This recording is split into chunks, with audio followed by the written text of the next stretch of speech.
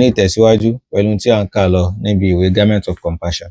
Tá a bá gbàgbé àti wọnú ìwé rárá o, a sì ń ka àwọn oríṣiríṣi ọ̀rọ̀ tí àwọn tí barrister wa tí wọ́n gbé ìwé fún pé kán bá wọn yẹ̀ ẹ́ wò, à ń ka àwọn ọ̀rọ̀ tí wọ́n sọ. Ọ̀rọ̀ ẹni tá kà lálẹ́ yìí òun ni ọ̀rọ̀ editor, ẹni tó ka ìwé Garment of Compassion láti bẹ̀rẹ̀ dé parí tí wọ́n edit rẹ̀. Àwọn ọ̀rọ̀ wo ló lékún níbẹ̀? Bóyá èèyàn fẹ́ kọ compassion nísìn, èèyàn á ṣe mistake fi s síwájú rẹ̀, ó di compassions. Sọ pé mistake lélẹ́yìí, ó dàpọ̀jù barrister phone, jẹ́ bá wọn yọ, mo yọ. Mo ka àwọn nǹkan bẹ́ẹ̀, ìtumọ̀ eléyìí kún, ìtumọ̀ eléyìí ò kún tó, ẹ ṣe ṣe báyìí, ṣe ṣe báyìí, ṣe ṣe báyìí. Gẹ́gẹ́ bí expert. So gẹ́gẹ́ bí expert sọ pé ní táwọn máa ń ṣe nìyẹn. So ẹni tó ṣe eléyìí fún ìwé Garment of Compassion, àwọn náà ni bàbá wa, àfáà wa, Associate Professor Abdullahi Salih Ishola. Wọ́n jẹ́ ọ̀kan lára àwọn Associate Professor of Islamic Law ní Department of Islamic Law, Faculty of Law, Kwara State University, Malete. Gambia ni wọ́n wà. Gambia ni wọ́n wà presently báyìí. Allahu Akbar, Ọlọ́run bá a ṣàlékún dáadáa fún. Bákan náà, àwọn náà ó dàpọ̀ àwọn náà ni editor Al-Sex and Intimacy. Àbí? Polygyny with Mercy. Polygyny with Mercy. Àwọn náà edit Polygyny with Mercy. Àwọn náà edit Polygyny with Mercy. Kọ́lọ́n kó bá a ṣe àlékún dáadáa fún wọn. So àwọn náà sọ̀rọ̀ nípa ìwé Garment of Compassion. Àmọ́ síwájú ká tó máa lọ síbi ọ̀rọ̀ tán sọ, gẹ́gẹ́ bá a ṣe ti máa ń sọ tẹ́lẹ̀tẹ́lẹ̀, àwọn discussion tá a ní yìí, ẹ má jẹ́ ká rò pé bóyá a kàn wà lórí ètò, a kàn sọ ohun tó wù wá o, wallahi a sọ ohun tó wù wá. Nítorí Ọlọ́run bá àlékí ọlá pa wá láṣẹ, tánàbí sallallahu alaihi wasallam pa wá láṣẹ, òun là ń sọ. A sì ń sọ ní sọ wípé àwọn tí wọ́n jẹ́ ọmọ ìyá wa mùsùlùmí lọ́kùnrin àti lóbìnrin tí wọ́n ń rí àwọn nǹkan yìí from other sources, báwo la ṣe lè capture wọn tó jọ wípé àwo bá wọn sọ lọ́nà tó wọn bá àlékí ọlá nífẹ̀ẹ́ sí àtọ̀nà tánàbí sallallahu alaihi wasallam nífẹ̀ẹ́ sí. Tí wọ́n fi ní sọnù. Àwọn yẹn ti sọnù. Àwa tá a jẹ́ òǹkéwú, ẹlòmíì tó jẹ́ òǹkéwú lè máa wò pé kí làwọn àbáyé ń sọ báyìí pé àwọn nǹkan tẹ́ ń sọ yìí ìsọkúsọ ni àwọn kan sì ń sọ lọ́nà míì tí wọ́n lòfin Ọlọ́run, tí wọ́n lòfin Ànábì. Àwọn náà sì ń rí wọn lórí social media, àwọn ibà ṣe ń lanu gbàgbé every day. Táwọn yóò máa tún máa pè wọlé gan tó tún máa ṣàwẹ́wò ọkùnrin àtobìnrin. So ètò tiwa leléyìí, ẹ jẹ́ ká gbárùkù tì. Ètò tiwa leléyìí, ẹ jẹ́ ká gbárùkù tì. Kì í ṣe sọkúsọ o, ẹni àfẹni tí ò bá gbọ́ ètò yìí láti bẹ̀rẹ̀ dé parí rí ní sọkúsọ là ń sọ lórí bíbí. So kéde yìí náà kó tún máa jẹ́ clarification. Ibi tá a ti wá ń lọ ni wípé àwa tá a bá jó ń kéwú, àwa lè máa wò pé àwọn oníbùkátà sí kíní yìí jàre, bó ti ẹ̀jẹ̀ pé àwọn náà oníbùkátà sí àkàn pàwọ́ tàn ara náà ni. Àwọn kan fẹ́ jẹ́ pé àwọn ò ṣe ń kéwú rárá, mùsùlùmí náà làwọn náà, àmọ́ wọ́n ní bùkátà sí wọ àwọn ètò báyìí láti fi gáìdì ara wọn. Kọ́lọ́n kó bá ṣe dáadáa fún ìmáàmù wa, Imam Sani K. Yusuf. Wọ́n kọ átíkù kan níbi àná àbíjẹta mímọ̀ wọ́yẹ átíkù tó kọ nípa trend kan lórí social media. Àwọn obìnrin náà ń ṣe púpọ̀ jù. Wọ́n kó àwọn obìnrin kan síwájú báyìí, ẹnì kó mú kámẹ́rà lọ́wọ́ yóò àmọ́ sọ pé he is a 10 but he is kíní kan. Wọ́n lè sọ pé ẹni ọkùnrin yìí ọkùnrin tó complete ni, àmọ́ kò lè náwó fún obìnrin. So àwọn obìnrin tán bá lè gbà pẹ̀lú ẹ̀ pé tó bá fẹ́ òun tẹ́kọ́ mọ́ náwó fún òun, àwọn tí wọ́n bá lè gbà wọ́n kó lójú screen, àwọn tán bá lè gbà wọ́n dúró. Wọ́n lè sọ pé he is a 10 but he is short, pé ọkùnrin ó pé lọ́mọ ọkùnrin àmọ́ ó kúrú kò ga. Obìnrin tó bá láìkì ọkùnrin kúkúrú yóò dúró nínú àwọn obìnrin tó ti dó síwájú. Èyí tí ò bá láìkì ọkùnrin tó kú, òun kò bí kámẹ́rà tiẹ̀. So wọ́n kàn fi ń ṣeré náà ni. Nínú àwọn kan náà àwọn tán wájú àwọn sísá wa, àwọn tán lo hijab, àwọn náà wá ṣe tiwọn. Ibi tá ń lọ tó rọ̀ mọ́ ètò yìí gangan, àwọn wá sọ pé tọ̀ ìṣe 10 o. Wọ́n sọ pé tọ̀ ọkùnrin táwọn sọ̀rọ̀ rẹ̀ yìí o, táwọn fẹ́ sọ̀rọ̀ rẹ̀ fún yìí o, ó pé lọ́kùnrin tó tọ́ o, àmọ́ kò rẹ́dì láti ṣe ìbálòpọ̀ pẹ̀lú ẹnu rẹ̀. Wọ́n sì sáko ń bẹ̀ pé láti ṣe ìbálòpọ̀ àfẹnusẹ. Wọ́n sì sáko ń bẹ̀ pé kò ṣe ní ṣe yìí, kò ṣe ní ṣe yìí.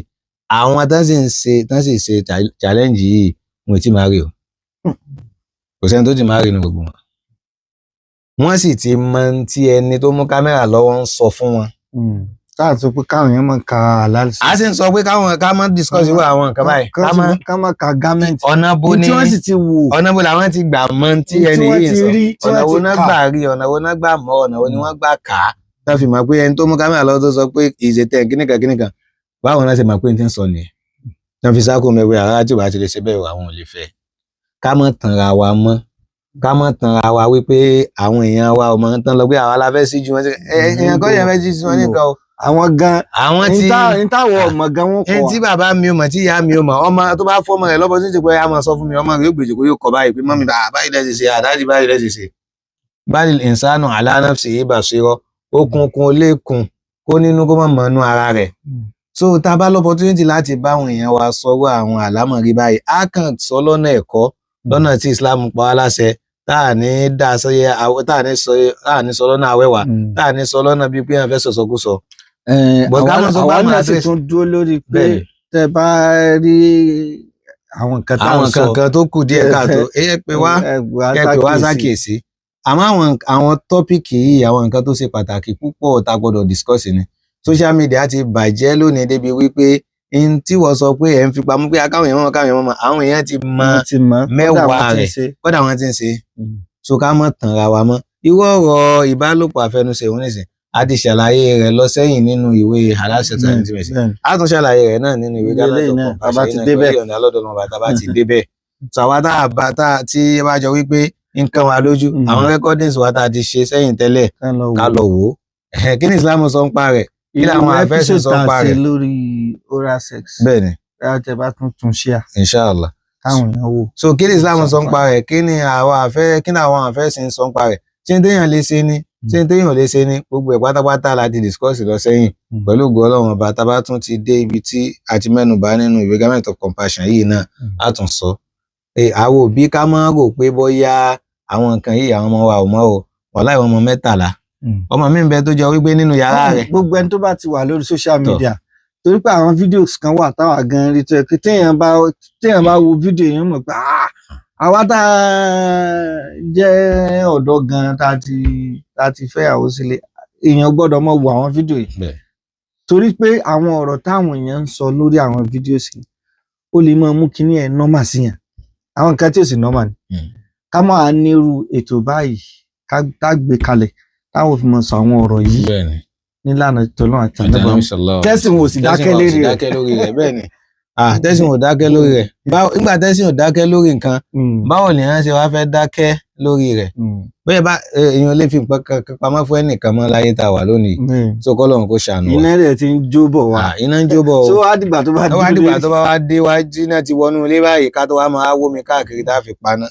kọ́lọ́run kó là wá o. So gẹ́gẹ́ bá a ṣe wọ́n sọ lọ associate professor Abdullahi Saliu Ìṣọ̀lá kọ́lọ́run kó bá a ṣàlékún dáadáa wọn. Àwọn náà wá buwọ́ lu ìwé Garment of Compassion wípé ìwé yìí ìwé tó jọ wípé gbogbo ẹni tó bá fẹ́ gbádùn ìgbésí ayé lọ́kọ-láyà ọkùnrin tó fẹ́yàwó àtobìnrin tó ń lọlé ọkọ tó bá fẹ́ gbádùn ìgbésí ayé lọ́kọ-láyà rẹ̀ ìwé tó gbọ́dọ̀ kà kí wá ṣe kíkà lásán tó gbọ́dọ̀ fi ṣiṣẹ́ ṣe ni tó gbé yàtọ̀ wà láàrin kéèyàn kà nǹkan bí àwọn kan fẹ́ kà á pé kà ní kàgbádùn lásán ni rárá kéèyàn kà á kéèyàn sì tún fi ṣiṣẹ́ ṣe lára ti èèyàn kà yóò sì tún practice rẹ̀ lára tí ó ràn yàn lọ́wọ́ ni. Wọ́n ní pé ìwé yìí ó fi wá wípé mùsùlùmí o kò sí nǹkan kan tó dá mùsùlùmí dúró láti má gbádùn ìbálòpọ̀ lókùn ìgbà tó bá ti ṣe lọ́nà tí Ọlọ́run ọba àlékè ọlá tó fọwọ́ sí àti nílànà pẹ̀lú Ànábì wa Muhammad sallallahu alayhi wa sallam.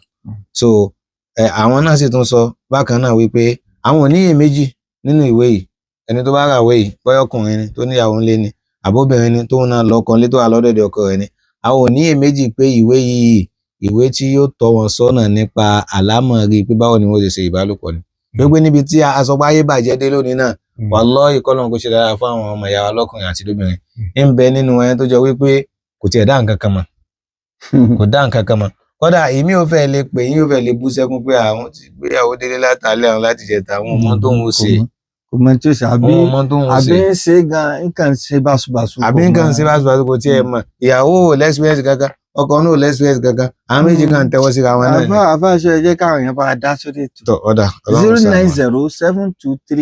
09072386975 tabaníkà máa sọ̀rọ̀ lọ táìmù ta ní kò ní tó wa àmọ́ àwọn tá a wà ń lé nípa ọ̀rọ̀ tá a kọ́kọ́ bẹ̀rẹ̀ nípa tó ní ṣe pẹ̀lú compatibility ẹ bá wa dá sí i róòlù wo lẹ́yìn òbí lẹ́ ń play lórí ọ̀rọ̀ compatibility kódà kó jọ ọmọ yín tó jóbìnrin ẹ̀yin náà mọ status rẹ̀ nínú society pé ẹni yìí ó ti dépò gíga ọkọ tó bá wá fẹ́ tẹ́yìn náà rí i pé ọkọ yóò lè kápá rẹ̀ ẹ mẹ́jọ òun náà fẹ́ 09072386975 àbí 08134644877 níwọ̀nba táìmù tó kù yìí ẹ bá wa dá sí i bismillah.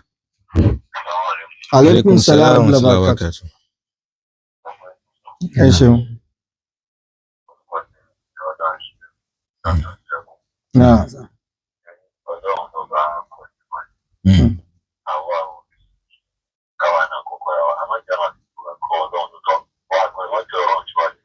Bẹ́ẹ̀ni.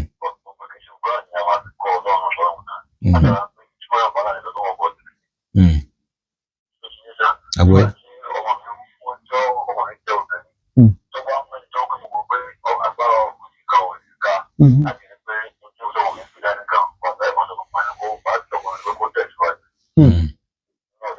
Pé kó wá tiẹ̀ síwájú.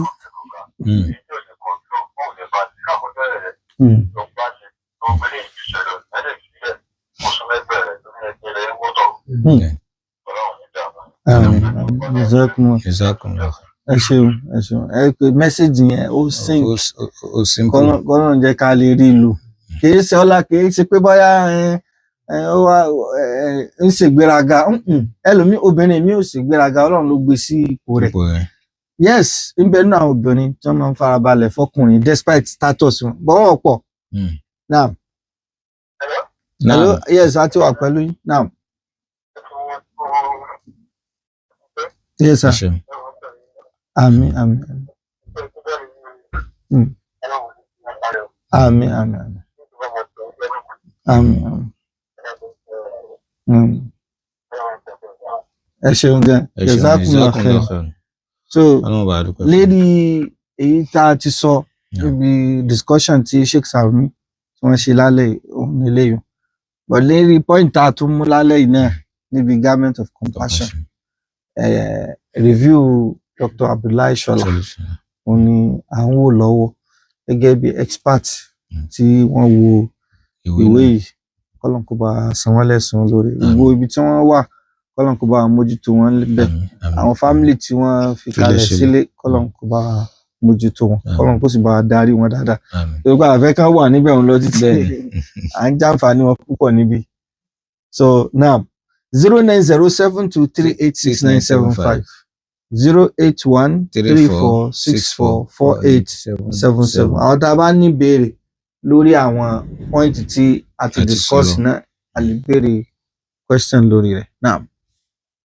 so gẹ́gẹ́ bí a ṣe ń sọ̀rọ̀ bákan náà lára tí dókítà sọ fún wa nínú review wọn òun náà ni wípé lára tẹni tó bá ra ìwé Garment of Compassion yìí tí ó rí níbẹ̀ òun náà ni wípé ìwé náà fi lélẹ̀ fún wa àwọn ọ̀nà téèyàn lè àwọn tán ti wà nílé ọkọ tẹ́lẹ̀ tán ti níyàwó nílé tẹ́lẹ̀ àwọn ọ̀nà téèyàn lè gbà pé ọkọ yàn tàbí ìyàwó yàn sórí ìrìn nípa ìbálòpọ̀ torí pé ọ̀pọ̀lọpọ̀ ìyàwó mi ń bẹ tó jẹ́ wípé ó sọ pé ọkọ òun etí ẹ wọ́dọ̀ ọkọ òun ò tiẹ̀ yà sóhun ọkọ òun etí ẹ béèrè fún ìbálòpọ̀ àmọ́ ọjọ́ tó bá ti yá sí lára báyìí tọ̀ yóò ṣe náà ni àmọ́ ìjẹ́ pínpà tó bá yá sí lára òun kò yá sóhun lára so ìwé yóò wá kọ pé àwọn nǹkan wo lèèyàn máa ń ṣe naturally tọkọ rẹ bá ti ń rí ọ báyìí gan feeling yóò máa wá ara rẹ̀ níbalẹ̀ mọ́ gbogbo obìnrin míì náà òun náà ò kí ẹ àwọn kì í ṣe pé bóyá kò fẹ́ kì í ṣe pé kò fẹ́ jẹ́ kọkọ òun wà pẹ̀lú òun ọ̀tọ̀ òun kàn wò pé ṣe bí náà wọn ṣe nǹkan tó lè trigger rẹ̀ ọkọ náà òun náà ò ṣègbésẹ̀ tó fi lè jọ pé yóò mú ìyàwó òun yóò mú ara tiẹ̀ náà yá dípò lọ́pọ̀lọpọ̀ ìgbà àwọn ọkùnrin àwọn ò ní pé nǹkan kan tó bá sọ pé ó yá náà ni kò sí problem always guiding àmọ́ ọ̀pọ̀lọpọ̀ obìnrin àti inú ọpọlọ àti inú làákàyè òun ni ó ti bẹ̀rẹ̀ sọkùnrin mí náà mọ̀ bẹ́ẹ̀ òun náà kàn kìyàwó rẹ̀ lẹ́ni àwọn ni láì sí pé èèyàn bá dábàá lo kọ́lọ̀ kó ṣàlékún dáadáa fún un. ibi iná là ń dùn sí lónìí pẹ̀lú ògo Ọlọ́run bá subhanakallahumma wa bihamdik ashhadu an la ilaha illa anta astaghfiruka wa atubu ilayk.